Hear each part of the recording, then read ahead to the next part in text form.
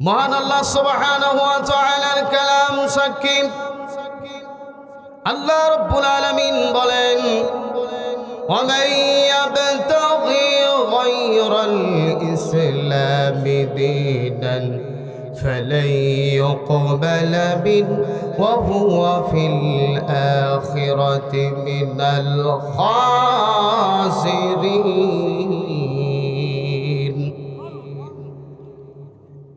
আল্লাহ সুবহানাহু ওয়া তাআলা বলেন আল্লাহর দ্বীন এবং ইসলাম ছাড়া, আল্লাহ পাকের দ্বীন এবং ইসলাম ছাড়া যদি অন্য কোনো ধর্ম, অন্য কোনো মতের দিকে যদি দৌড়াও, ফালাই ইউকবালা মিন, তোমার জীবনে যত আমল আছে কোনো আমলই আল্লাহ কবুল করবে না। তার মানে ইসলাম ছাড়া যদি আমরা অন্য কোনো দল মতাদর্শ নিয়ে যদি আমরা দৌড়দৌড়ি করি, ইসলাম ধর্মের ইসলামী রীতি কালচার ছাড়া যদি অন্য কোনো কালচারের দিকে আমরা দৌড়াই, অন্য কোনো প্ল্যাটফর্মে যদি আমরা চলে যাই, তাহলে আমাদের আমল আল্লাহ কি করবেন না? কবুল করবেন না। ওয়া ফিল আখিরাতি মিনাল খাসিরিন, ওই সব লোকগুলো, ওই সব বান্দাগুলো আল্লাহর, যারা আল্লাহর দ্বীন এবং ইসলাম ছাড়া অন্য কোনো দল ও ধর্ম মতাদর্শের দিকে যারা দৌড়াইছে, তারা আখিরাতে পরকালে বিরাট ক্ষতিগ্রস্ত হয়ে পড়বে, কঠিন ক্ষতির মধ্যে পড়ে যাবে। সম্মানিত হাজরিন, মহান আল্লাহ রাব্বুল আলামিন এই জন্য কোরআনে কারীমের মধ্যে সুন্দর করে বলেন ইয়া আইয়ুহাল্লাযীনা আমানু দুখুলু ফিস-সিলমি কাফা, হে ঈমানদারগণ তোমরা পরিপূর্ণভাবে ইসলামের মধ্যে প্রবেশ করো, পরিপূর্ণভাবে ইসলামের মধ্যে প্রবেশ করতে হবে। এরপরে আল্লাহ রাব্বুল আলামিন কোরআনে কারীমের মধ্যে মেসেজ দেন ইয়া আইয়ুহাল্লাযীনা আমানু তাকুল্লাহা হাক্কা তুকাতিহি ওয়া লা তামুতুন্না ইল্লা ওয়া আনতুম মুসলিমুন। আল্লাহু আকবার। হে ঈমানদার পরহেজগার, যারা আল্লাহ ভীতকারী ব্যক্তি, তোমরা আল্লাহ রাব্বুল আলামিনকে ভয় করো।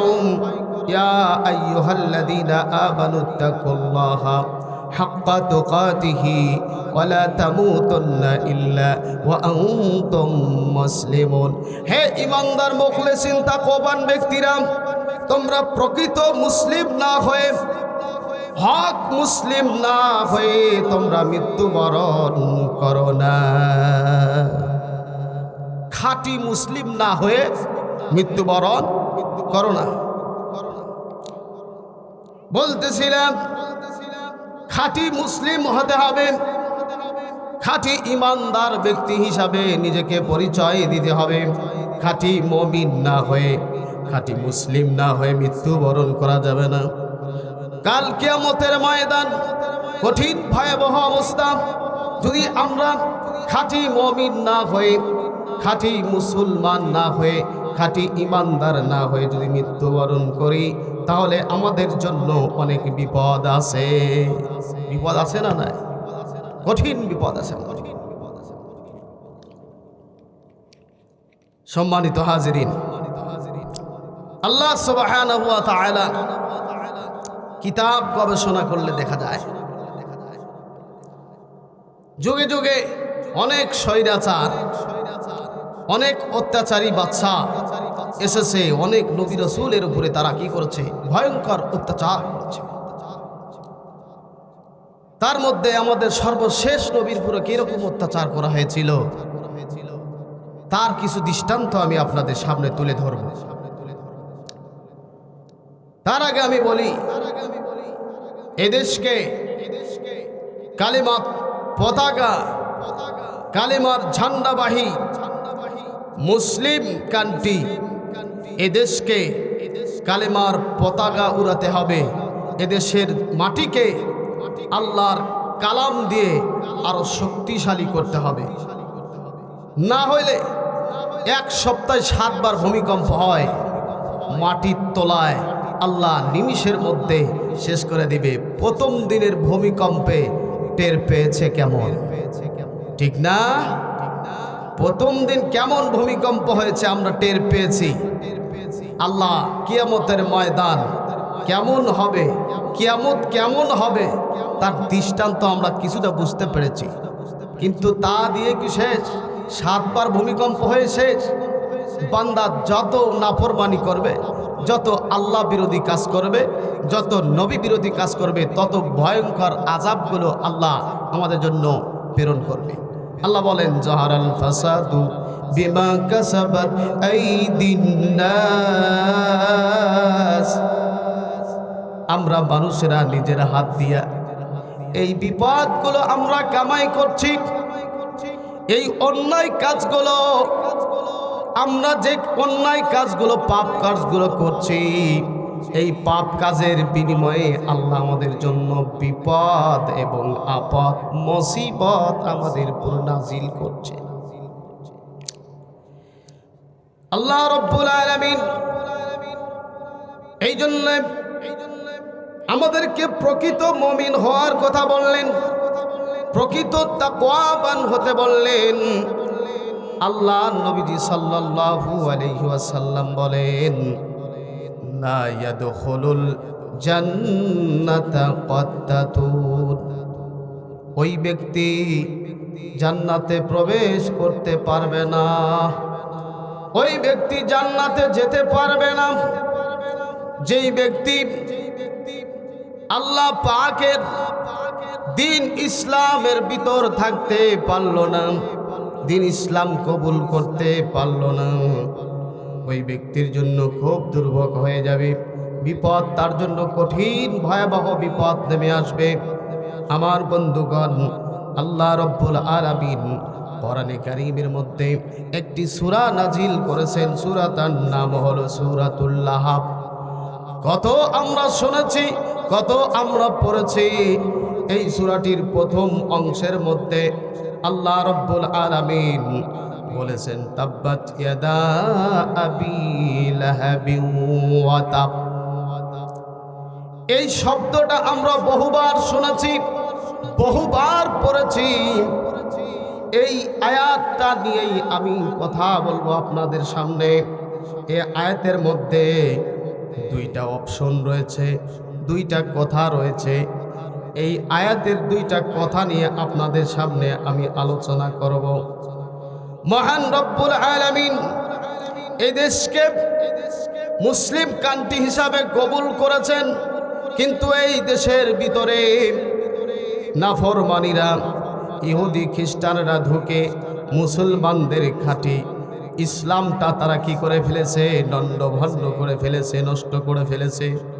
আমার নবী বলেছেন, ওই দণ্ডভণ্ড ইসলাম যখন এলোমেলো পর্যায়ে চলে যাবে, তখন আমার নবী বলেছেন, তারাকতু ফীকুম আমরাইন লান তাদিল্লু তামাসসাকতুম ফিহি কিতাবুল্লাহি ওয়া সুন্নতি রাসূলিল্লাহ। আল্লাহর নবী বলেন যে আমি তোমাদের কাছে 2টা জিনিস রেখে গেলাম, একটি হলো আল্লাহর কিতাব আর একটি হলো আমার প্রাক পবিত্র জবানের হাদিস তোমাদের কাছে রেখে গেলাম। যদি তোমরা এই 2টা জিনিস আঁকড়ে ধরতে পারো, তাহলে এই লণ্ডভণ্ড ইসলামকে সজা করতে পারবে। আজকে আমরা কোরআনের পথে নাই দেখে আজকে আমাদের জন্য বিপদ, আপদ, মুসিবত যত আছে সব আমাদের উপর চেপে দেওয়া হচ্ছে। আল্লাহ দিচ্ছেন এই জন্যেই যে তোরা যত নাফরমানি কাজ করবি, যত কুফরির সাথে সম্পৃক্ত হবি, তত বিপদ তোদের সামনে আসবে। শান্তির বালা খুঁজে পাবি না। শান্তি আছে? যাকে জিজ্ঞেস করেন, মোল্লা নাই, মুন্সি নাই, মৌলবি নাই, ও শান্তির মধ্যে প্রত্যেকেই আমরা আছি, প্রত্যেকেই আছি। যারটা তার কাছেই আছে, তাকে জিজ্ঞেস করলে বোঝা যাবে যে তার কতটুকু কষ্ট ভিতরে জমে আছে। শান্তি তখনই পাবো যখন আমরা কোরআন সঠিক মতো সংসদে জ্বালাইতে পারবো। আর সংসদে কোরআন থাকলে পরে এমনি এমনি আমাদের ভিতরে কোরআনে আলো জ্বলে উঠবে, এমনি এমনি জ্বলে উঠবে। সংসদে যা আইন পাস হবে কোরআন দেয়া হবে।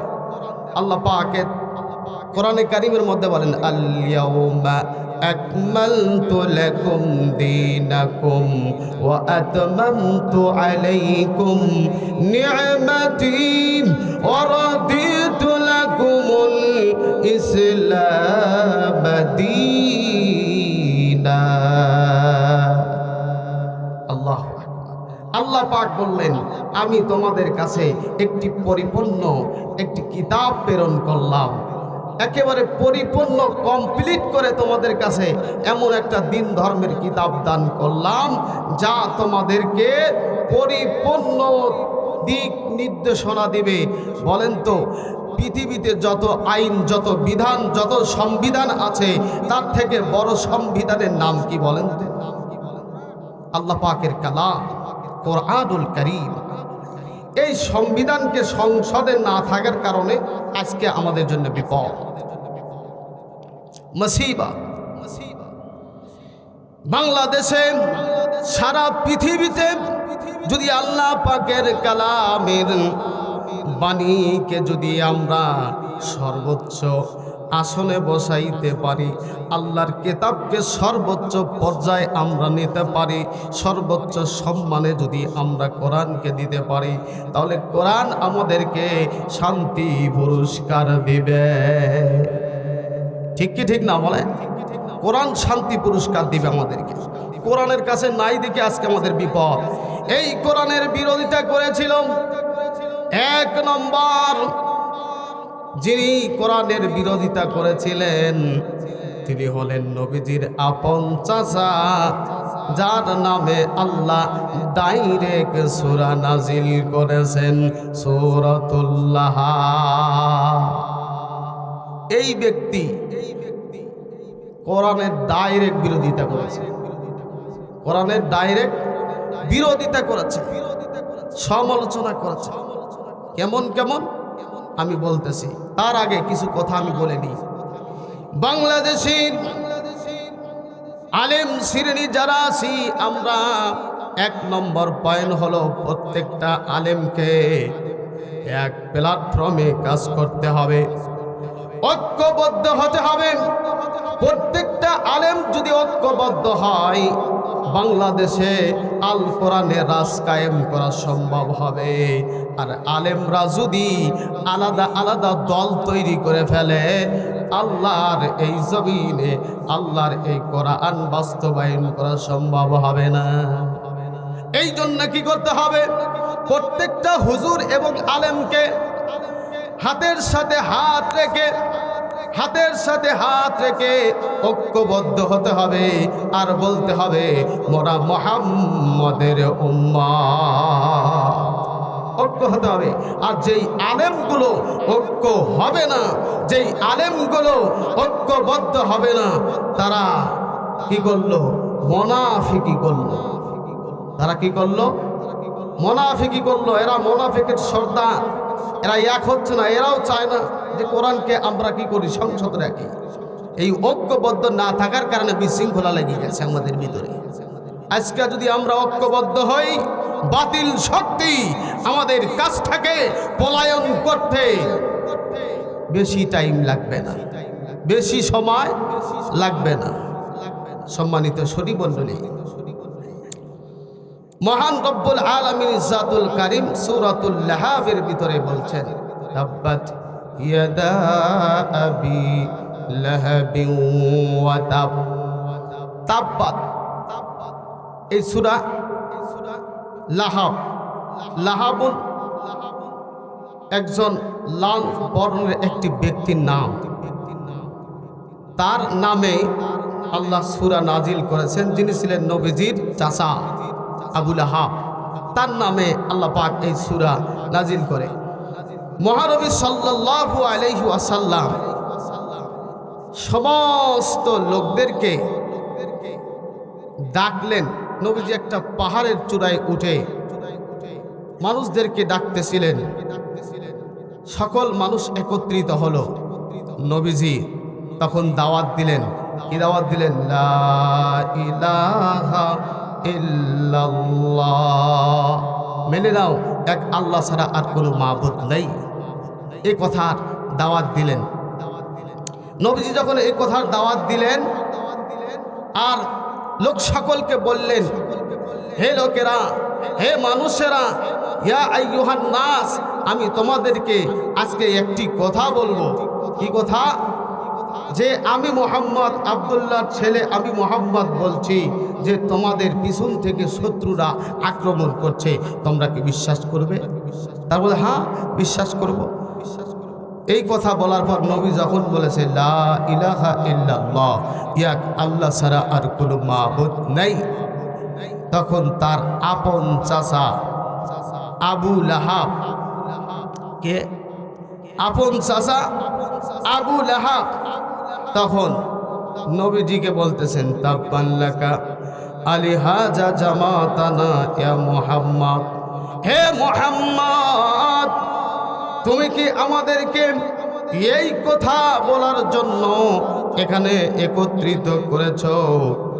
এই কথা বলার জন্য কি তুমি আমাদেরকে এখানে একত্রিত করেছো?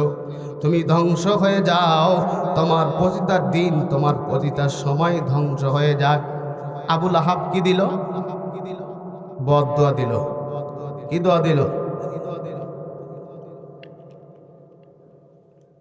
নবীকে বদদুয়া দিল। কে হয়ে? নিজের আপন চাচা হয়ে, নিজের আপন আত্মীয় হয়ে নবীকে কি দিল? বদদুয়া দিল। বদদুয়া দিয়ে যে ক্ষান্ত তা না, জাগা মতো নিয়ে যাচ্ছে। দেখেন, নবীকে বদদুয়া দিল। আমার আল্লাহ বলেন যে আমার পয়গম্বরকে বদদুয়া দিয়েছে, ও জিবরাইল তাড়াতাড়ি চলে যাও, আর করো না দেরি।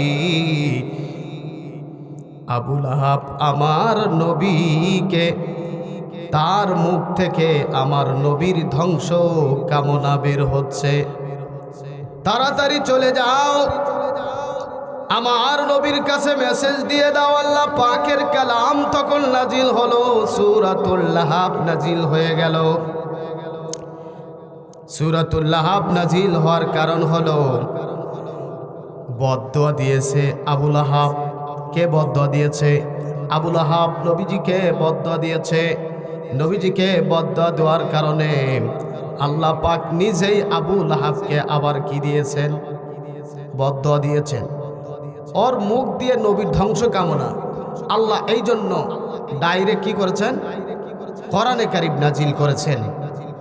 এই আয়াতে কারিমার মধ্যে দুইটা অংশ আছে। একটি হলো দোয়াউন আলাইহি, অর্থাৎ অভিশাপ বা বদদোয়া।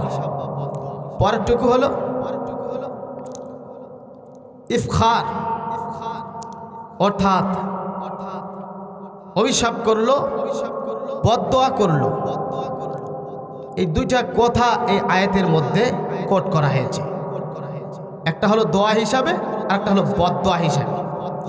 আবু লাহাব নবীকে বদদুয়া দিয়েছে, আল্লাহ তার জন্য ডাইরেক্ট সূরা লাহাব নাজিল করেছেন। পৃথিবীতে কত বড় বড় কাফের চলে গেছে, কোনো কাফের নামে কি হয়নি? সূরা নাজিল হয়নি। তাহলে এ কত বড় কাফের, এ কত বড় মুশরিক যে তার নামে আল্লাহ কি করেছেন?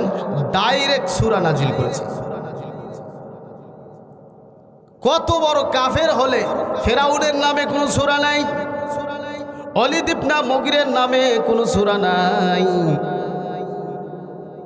হারুন হামান কামান এগুলো কারো নামে কি নাই? সূরা নাই। কত বড় বড় কাফের মুশরিক দুনিয়া থেকে গেছে, কারো নামে সূরা নাজিল হয়নি। আল্লাহ কোরআনে কারীমের মধ্যে 25 জন নবীর নাম কোট করেছেন। আর অন্য অন্য নবীকে আল্লাহ রাব্বুল আলামিন কোরআন দিয়ে সম্মান দিয়েছেন। আর এ কত বড় কাফের, এ কোন কোয়ালিটির কাফের যে তার নামে আল্লাহ ডাইরেক্ট সূরা আবু লাহাব নাজিল করে, সূরা লাহাব নাজিল করেছে। এ কত বড় কাফের যে তার নামে আল্লাহ স্বয়ং ডাইরেক্ট কি করেছেন? সূরা লাহাব নাজিল করেছে। আবু লাহাবের কাজকর্ম কি শুরু হলো? আবুল আহাব বিরোধিতা করা শুরু করলো। নবীজি কোরআনের দাওয়াত দেয়, নবীজি আল্লাহ পাকের কালামের দাওয়াত দেয়, মানুষের দ্বারে দ্বারে চলে যায়, আর আবুল আহাব এগুলার বিরোধিতা করতে থাকে। নবী যেই দিকে যায় আবুল আহাব ওই দিকেই যায়। এই জন্য আল্লাহ পাক তারপরে বদদুয়া দিয়ে দিলেন, তাব্বাত ইয়াদা আবি লাহাবিন ওয়া তাব, ধ্বংস হোক আবুল আহাবের দুই হাত এবং সে নিজেও ধ্বংস হোক। তার জীবনের প্রতিটা সেকেন্ড, প্রতিটা সময় সে আমার নবীকে বদদুয়া দিয়েছে। ধ্বংস হোক মুহাম্মাদের সমস্ত সময় এবং টাইমগুলো, প্রতিটা সেকেন্ডগুলো ধ্বংস হোক।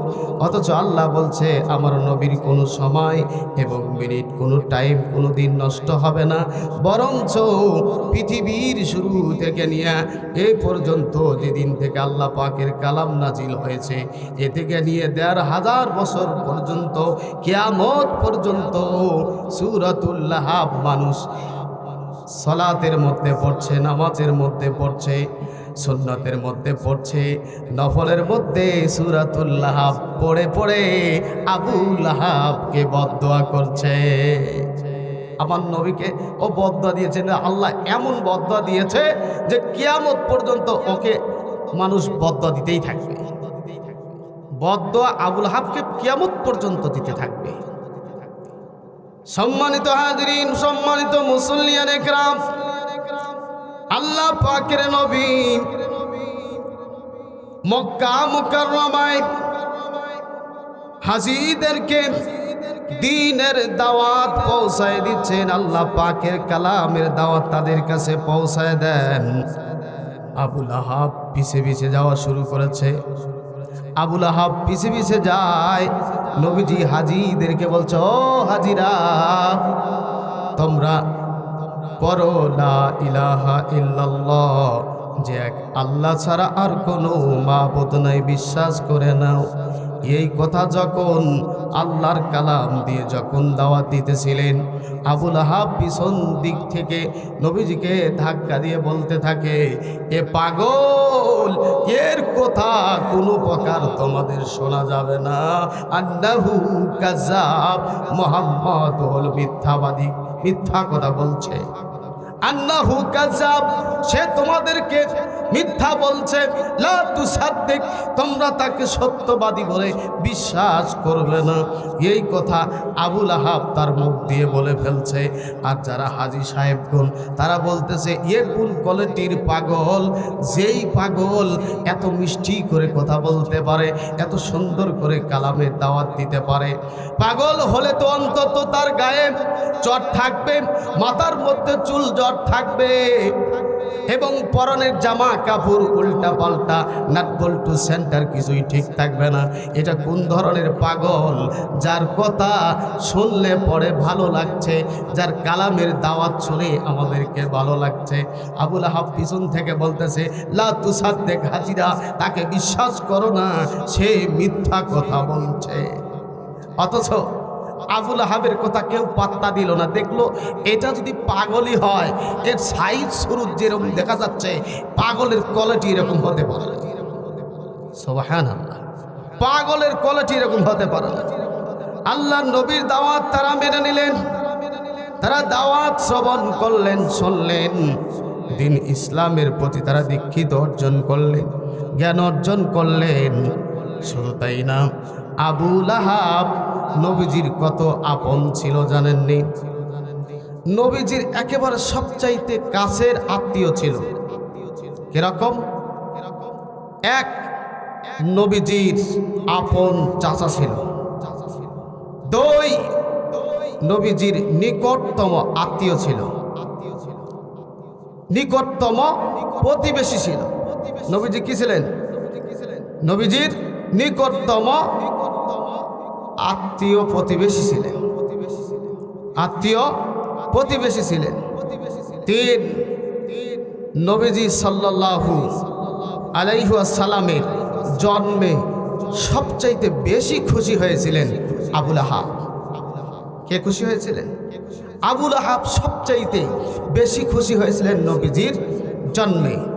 চার, নবীজি সাল্লাল্লাহু আলাইহি ওয়াসাল্লামের ডাবল বিয়ে ছিলেন। কে? আবু লাহাব নবীজির ডাবল বিয়ে ছিল। কেমনে কেমনে ডবল বিয়ে হয়? কেমনে নবীজির ডবল বিয়ে হয়?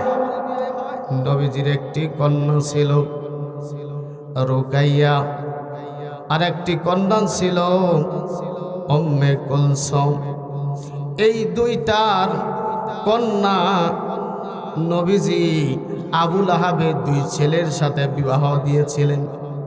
আবু লাহাবের ছেলে সন্তান ছিল 6টা, ছেলে সন্তান 6টা ছিল এবং কন্যা ছিল 3জন। ছেলে ছিল 3জন, কন্যা ছিল। তার মধ্যে 2টা ছেলের সঙ্গে নবীজি 2 কন্যাকে বিবাহ দিয়েছিলেন। একটা হলো উতবা আর একটার নাম হলো উতাইবা। এই 2টার সাথে নবীজি 2 কন্যাকে কি করেছিলেন? বিবাহ দিয়েছিলেন।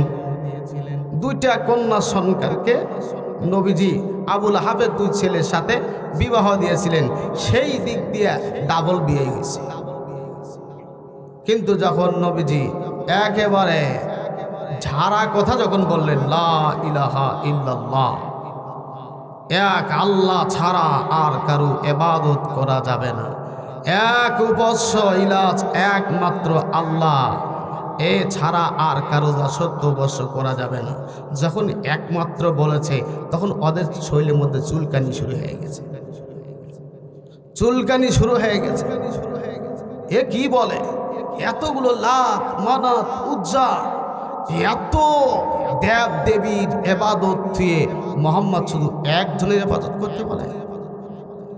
বিরোধিতা শুরু হয়ে গেল আবু লাহাব। চতুর্মুরা থেকে বিরোধিতা আরম্ভ হয়ে গেল। তার 2 ছেলেকে বলে দিল, যাও মোহাম্মদের বিটিকে যে তোমরা বিবাহ করেছো তালাক দিয়ে এসো। উতবা আর উতাইবা গিয়ে কি করেছে? নবীজি 2 কন্যাকে তালাক দিয়ে দিয়েছে। পরবর্তীতে এই 2 কন্যার বিবাহ হয় হযরতে ওসমান রাদিয়াল্লাহু তাআলা আনহুর সাথে। প্রথম জন মারা গেল, দ্বিতীয় জনের সাথে আবার আল্লাহর নবী বিবাহ বন্ধনে আবদ্ধ করে দিলেন। সম্মানিত হাজিরিন, আবু লাহাব এত চক্রান্ত করেছে। নবীজির এই দিন ইসলামের দাওয়াতের বাধা সবচাইতে বেশি দিয়েছেন আবু লাহাব। এই আবু লাহাব ব্যক্তির বদদোয়ার কারণে আল্লাহ পাক নিজেই বদদোয়া তাকে দিয়ে দিয়েছেন। ডাইরেক্ট আল্লাহ সূরাও নাজিল করেছে। এ কত বড় কাফের যে তার নামে ডাইরেক্ট আল্লাহ সূরা নাজিল করেছে। এ কত বড় কাফের যে তার নামে ডাইরেক্ট আল্লাহ সূরা নাজিল করেছে। সম্মানিত সুধী মণ্ডলী, মহান রব্বুল আলামিনের নবীর পিছে যারা লেগেছে তারা এই দুনিয়াতে টিকে থাকতে পারেনি। নবীর পিছনে যারা লেগেছে তারা পৃথিবীতে টিকে থাকতে পারেনি। আজও যারা আবু লাহাবের উত্তরসূরি, আবু লাহাবের উতবা উতাইবার উত্তরসূরি যারা, তারা কোরআন এবং ওয়াজ মাহফিল, বিভিন্ন ইসলামী সেমিনারগুলোকে যারা বন্ধ করে তারা আবু লাহাব। তারা ঠিক কি ঠিক না? কোরআনের আলোচনা বন্ধ করে, ওয়াজ মাহফিল বন্ধ করে, তারা হলো এই আবু লাহাবের উত্তরসূরি। আবু লাহাব চেনা যায়? চেনা যাইতেছে মাত্র যে আবু লাহাব কারা। যারা আল্লাহ পাকের কালামের আইন বন্ধ করার চেষ্টা করবে তারা নতুন আবু লাহাব। তারা আল্লাহর কালামকে আমরা সামনে না রাখার কারণে আজকে আমাদের পরিস্থিতি, সমাজগুলো পরিস্থিতি খুব ঘোলাটা হয়ে গেছে। দেখেন তো কি অবস্থা। দ্বীন ইসলামের প্রতি আমাদের মহাব্বত নাই দেখে আজকে আমরা দলে দলে বিভক্ত হয়ে যাচ্ছি, দলে দলে বিভক্ত হয়ে যাচ্ছি।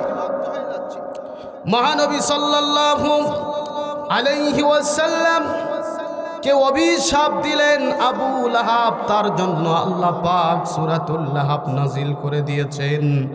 আবু লাহাব এত বড় অন্যায় করেছে যে আল্লাহ বরদাস্ত করতে পারেননি। আমার নবীর বিরুদ্ধে কথা লেগে গেছে। জিবরাইল আলাইহিস সালাম কে আল্লাহ রব্বুল আলামিন ডাক দিয়ে বলল, জিবরাইল আর করো না দেরি, আবু লাহাব হাতে তুলেছে পাথর আমার নবীর দিকে ছুঁড়ে দিবে। আবু লাহাব হাতে পাথর নিয়েছে, এখন আমার নবীর দিকে ছুঁড়ে মারবে। এমন সময় আল্লাহ রব্বুল আলামিন জিবরাইল আলাইহিস সালামকে প্রেরণ করলেন। বলেন তো, পাথর ছুঁড়ে মারবেন যিনি, তিনি আছেন নিচে, আর যাকে মারা হবে তিনি আছেন উপরে। নবী ছিলেন উপরে, আবু লাহাব ছিল নিচে। সে ভাবলো পাথর নিয়া আমি মুহাম্মদকে মেরে ফেলবো পাথর দিয়া। যখন তুলেছে আল্লাহ জিবরাইলকে আল্লাহ পাকের আয়াত দিয়া, কোরআন দিয়া প্রেরণ করে দিলেন, আল্লাহ পাকের কালাম দিয়া প্রেরণ করলেন। এখন তো আমার নবীর অবস্থা খারাপ করে ফেলবে। এ সময় আল্লাহ রব্বুল আলামিন জিবরাইলকে প্রেরণ করলেন। তাহলে পাথর যিনি মারবেন তিনি আসেন নিচে আর নবী আসেন উপরে। পাথর মারতে হলে কয় হাত ব্যবহার করতে হবে? 2 হাত না 1 হাত? উপরে পাথর ছড়তে হলে 2 হাত দিয়ে মারবো না 1 হাত দিয়ে? বলেন কয় হাত দিয়ে মারবো? 1 হাত দিয়ে। আর আল্লাহ বলছেন তাব্বাত ইয়াদা আবি লাহাবিন ওয়া তাব। আল্লাহ বলেছেন আবু লাহাবের 2 হাত ধ্বংস হোক। তাহলে আল্লাহ কি তার উপরে সুবিচার করলো না অবিচার করলো? আল্লাহ তো বলেছেন 2 হাতের কথা। আবু লাহাব পাথর নিয়েছে 1 হাত দিয়া, নবীকে পাথর মারবে, হাত ব্যবহার করেছে একটা। আর আল্লাহ কোরআনে বলেছে আবু লাহাবের 2 হাত ধ্বংস হোক। এটা কেমনে হয়?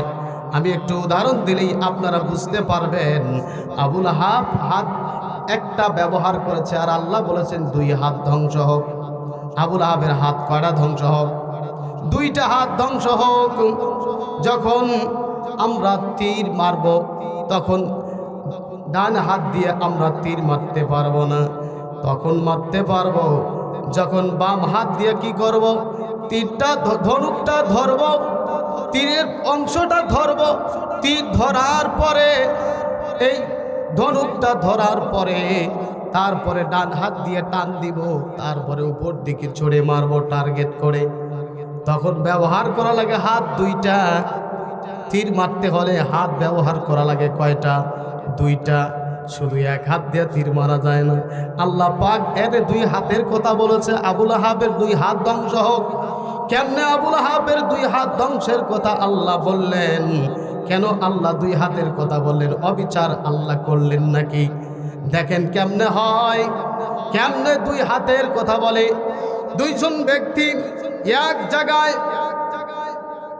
মারামারি করলো, দস্তাদস্তি করলো। একজন শক্তিশালী ব্যক্তি কি করলো? একজন দুর্বল ব্যক্তিকে ঘুষি মারল। ঘুষি মারার পরে পাশের লোকজন এসে বলতেছে, ভাই তোমার গায়ে 5 জনের শক্তি আছে, 3 জনের খাবার তুমি খেতে পারো, কিন্তু যারে তার গায়ে হাত দিতে নাই। তুমি কি জানো দুর্বল পায়ে যাকে বক্সিং মেরে দিলা, ওর ক্ষমতার হাত কত বড় জানোনি? এখন যদি ফোন করে উপদেশটাকে পেতে 5 মিনিট সময় লাগবে না, তাহলে ওটা হলো ক্ষমতার হাত। তো আল্লাহ রব্বুল আলামিন এটাই বুঝাইতে চাইছেন। আবু লাহাব তার ডান হাত দিয়া নবীজিকে পাথর মারতে চেয়েছিলেন। আল্লাহ রব্বুল আলামিন তার ওই হাতকেও ধ্বংস করতে বলেছেন, এবং তার যে ক্ষমতার আরেকটি হাত আছে সেই হাতও আল্লাহ ধ্বংস করতে বলেছে। ক্ষমতারও হাত আছে, আছে না নাই? নাকি আমাদের থেকে আরো 1 হাত ওর হাত বড় আছিল? ওইটাকে কি ক্ষমতার হাত বলে? একটা হলো তার আমরা জানি রূপকভাবে, বাস্তবেই আমাদের হাত কয়টা? 2টা। কয়টা? 2টা। বাস্তবে হাত আমাদের 2টা, কিন্তু আল্লাহ এখানে 2 হাত ধ্বংস হওয়ার কথা বললেন। এইভাবে ও তো মারছে 1 হাত দিয়ে, আল্লাহ 2 হাতের কথা বলেন। তো যে ওই হাত, তার 2 হাত আর ক্ষমতার হাত সবগুলি ধ্বংস হোক। কিয়ামত পর্যন্ত আমরা তার জন্য ধ্বংস কামনা করতেছি, তার জন্য বদদোয়া করতেছি। এই যে সূরা লাহাব পড়তেছি কত কাল থেকে, কোথাও না কোথাও সারা পৃথিবীতে একটা সেকেন্ড, একটা মিনিট, একটা ঘন্টাও বাকি নাই যে এই সূরার তেলাওয়াত হচ্ছে না। আল্লাহ জারি করছেন কিয়ামত পর্যন্ত আর কোনো এই বদদোয়া করতে থাকবে। ও যতদিন পর্যন্ত দুনিয়া থাকবে অতদিন পর্যন্ত ওর পরে এই বদদোয়াগুলো নাজিল হতে থাকবে। কত বড় কাফের হলে কথা হয়। সম্মানিত শরীফ মণ্ডলী, মহান রব্বুল আলামিন জাতুল কারীম এই কোরআন দিয়েছেন আমাদেরকে, কোরআন দিয়ে জীবন পরিচালনা করার জন্য, কিন্তু কোরআনের বাধা বেশি। আল্লাহর নবী কোরআন দিয়ে দাওয়াত দেন, বাধা দেয় নবীর আপন চাচা হয়ে আপন ভাতিজার বিরুদ্ধে লেগে পড়েছে। দিন ইসলামের আলো জ্বলতে দিবে না।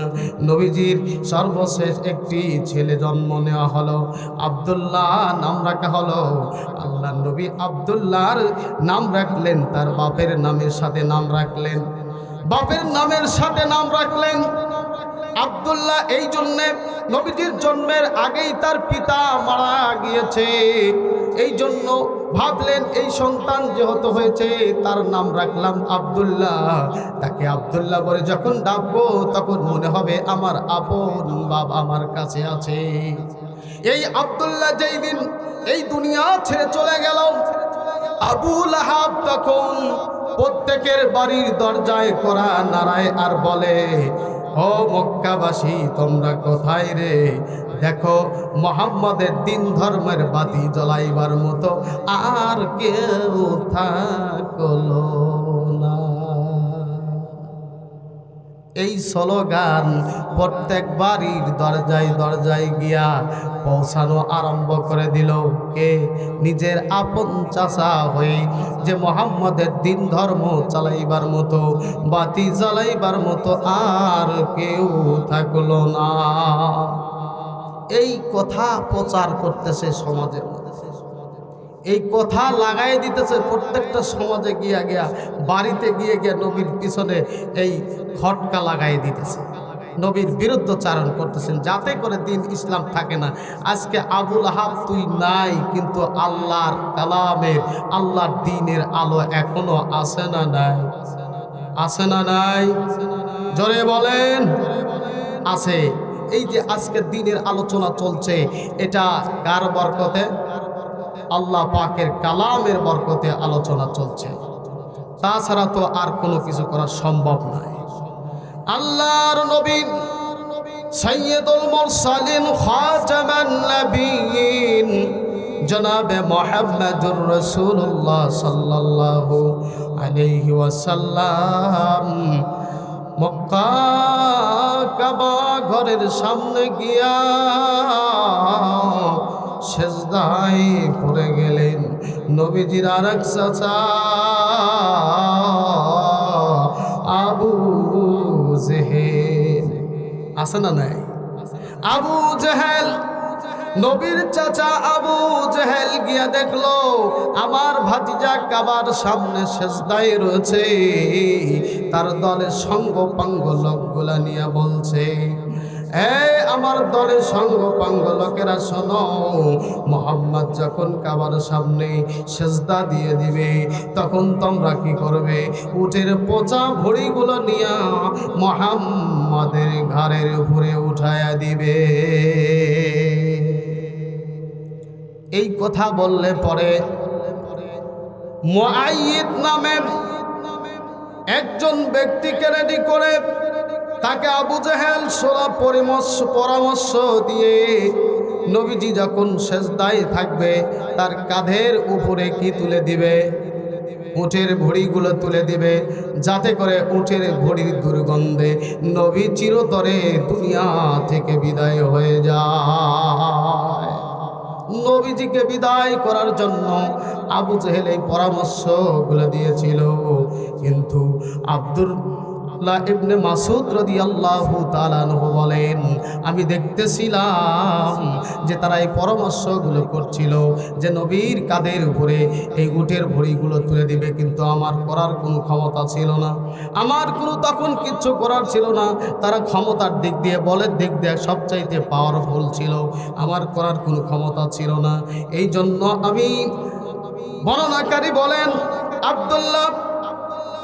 আব্দুর রহমান এবং আব্দুল্লাহ ইবনে মাসউদ তিনি নিজেই গিয়ে নবীজির কন্যা ফাতেমার কাছে খবরটা পৌঁছায় দিলেন, দেখো তোমার বাবার কাঁধের উপরে উটের ভড়ি তুলে দেওয়া হয়েছে, তাড়াতাড়ি তুমি চলে যাও। ফাতেমা সমস্ত কাজ ফেলে দিয়া দৌড় দিয়ে এসে দেখেন যে বাবার কাঁধের উপরে বসা ভড়িগুলো তুলে দেওয়া হয়েছে। সরায় দিলেন নবীজি। সরায় দেওয়ার পরে সেজদা থেকে উঠে একটি দোয়া পড়লেন, আল্লাহুম্মা আলাইকা বিকুরাইশিন, আল্লাহুম্মা আলাইকা বিকুরাইশিন, আল্লাহুম্মা আলাইকা বিকুরাইশিন। তিনবার কুরাইশ বংশের এই ক্ষমতাশালী লোকদের বিরুদ্ধে নবীজি আল্লাহর কাছে বদদোয়া পেশ করলেন। পর্যায়ক্রমে দেখা গেল এই যেই ব্যক্তিগুলোর নামে আল্লাহর নবীজি বদদোয়া দিয়েছিলেন, প্রত্যেকটা ব্যক্তি বদর যুদ্ধের সময় কি করেছে? মৃত্যুবরণ করেছে।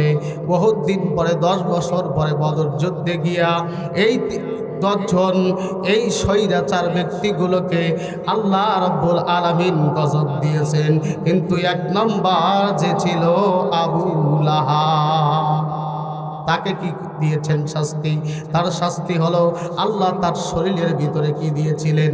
ফোট দিয়েছিলেন। ফোট, চাপড়া রোগ দিয়েছিল, সারা শরীর দিয়ে পচা ঘাও হয়ে আল্লাহ ধীরে ধীরে তাকে দুনিয়া থেকে উৎখাত করেছে। তার নিজ বাড়িতে সে মৃত্যুবরণ করে। তার ছেলে সন্তানগুলো আসে, আসার পরে এই আবু লাহাবের ছেলে সন্তানগুলো দূর থেকে তারা লোক দিয়ে তাকে দূর থেকে দূরে কোথাও ফেলে দিয়ে আসা হলো। এমন কর্ম তার জীবনে করেছে যে আল্লাহ রাব্বুল আলামিন তাকে তিলে তিলে শাস্তি দিয়া তারপর দুনিয়া থেকে আল্লাহ তাকে বিদায় করে দিয়েছে। সম্মানিত হাজিরিন, নবীর পিছনে যারাই লেগেছে তাদের অবস্থা খুব ভয়ানক হয়েছে। নবীর পিছনে যারা লাগছে তারা কেউ রেহাই পায়নি। দিন ইসলামের বিরুদ্ধচারণ যারাই করেছে তারাও রেহাই পায়নি। ফেরাউন করেছে কোরআনের বিরোধিতা, করে কি করেনি? ফেরাউনও করেছে। নবীজি সাল্লাল্লাহু আলাইহি ওয়াসাল্লামকে পাগল বলেছিল ওলীদ বিন মুগীরা। ওলীদ বিন মুগীরা নবীজি সাল্লাল্লাহু আলাইহি ওয়াসাল্লামকে পাগল বলেছিল। আবু লাহাব নবীকে পাগল বলেছিল। ওলীদ ইবনে মুগীরাকে আল্লাহর নবীজি সাল্লাল্লাহু আলাইহি ওয়াসাল্লাম বলেছিলেন যার সন্তান। আল্লাহ সূরাতুল কলমের প্রথম থেকে নিয়ে বক্তব্য দিতে দিতে আল্লাহ রব্বুল আলামিন শেষ ম্যাচ গিয়ে বলতেন, আল্লাহ রব্বুল আলামিন বললেন নুন ওয়াল কলমি ওয়া মা ইয়াসতুরুন। এখান থেকে আল্লাহ বক্তব্য দিতে দিতে ওলীদ বিন মুগীরার বিষয়ে বক্তব্য দিতে দিতে আল্লাহ এসে বললেন উতুল্লিম বাদা জানিব। নবীকে যে পাগল বলেছে আল্লাহ রব্বুল আলামিন তাকে যারু সন্তান বলেছে। উত্তরবঙ্গের ভাষায় বলে পাকা জাউরা। আমাদের দেশে কি বলে? এই পাক্কা জাউরা রে, তুই পাক্কা জাউরা রে কয় না? আল্লাহ নবীকে পাগল বলেছে ওলীদ বিন মুগীরা। আল্লাহ সূরা কলমের বক্তব্য দিতে দিতে শেষে গিয়ে নবীজি বললেন, আল্লাহর নবী বললেন উতুল্লিম বাদা জানিম, তুই আমাকে পাগল বলেছিস, তুই হলো যারু সন্তান। নবীকে যারা পাগল বলছে তাদের অবস্থা টাইট করে ফেলেছে আল্লাহ। নবীর বিরুদ্ধে যারা লেগেছে, ইসলামের বিরুদ্ধে যারা লেগেছে, তারা একেবারে লাঞ্ছনা, অপমান, অপদস্থ হয়ে দুনিয়া থেকে বিদায় হয়ে গেছে। আমার বন্ধুগণ, আল্লাহর নবীর বিরুদ্ধে যারা বিরুদ্ধাচরণ করেছে, উতাইবা আল্লাহর নবীর বিরুদ্ধাচরণ করেছে। আল্লাহ পাকের বিরুদ্ধাচরণ করার কারণে আল্লাহ রব্বুল আলামিনের নবীজি উতাইবার বিরুদ্ধে কি করলেন? বদদোয়া ছেড়ে দিলেন। আর আল্লাহর নবী বললেন যে আল্লাহ, তুমি এর বিরুদ্ধে তোমার একটি হিংস্র প্রাণী কি করে দাও, লেলিয়ে দাও। সে যেহেতু আমাকে এত কষ্ট দিচ্ছে, আল্লাহর নবীর বিরুদ্ধাচরণ করার কারণে আল্লাহ রব্বুল আলামিনের নবীজি তার বিরুদ্ধে বদদোয়া দিয়ে দিলেন। বদদোয়া দেওয়ার সাথে সাথে আল্লাহু আকবার।